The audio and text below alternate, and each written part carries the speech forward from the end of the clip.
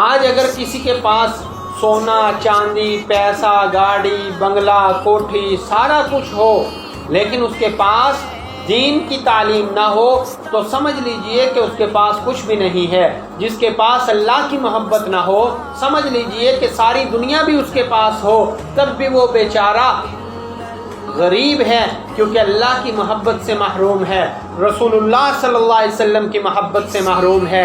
اور رہی بات یہ کہ اگر ایک آدمی کروڑوں روپے کما لیتا ہے، روزانہ کی آمدن اس کی اتنی ہے کہ آدمی جو ہے وہ گھر کے گھر خرید سکتا ہے، کوٹھی بنگلے اس سے خرید سکتا ہے، لیکن وہ کھا کیا رہا ہے؟ وہی 2 روٹیاں 3 روٹیاں، وہی کھانا جو غریب کھا رہا ہے۔ تو بڑی عجیب و غریب بات جو ہے وہ شیخ سعدی نے اپنی کتاب کے اندر لکھی ہے۔ شیخ سعدی فرماتے ہیں کہ برتاق ایوان فریدوں کے نوشتہ بود، فریدوں کے جو محل تھا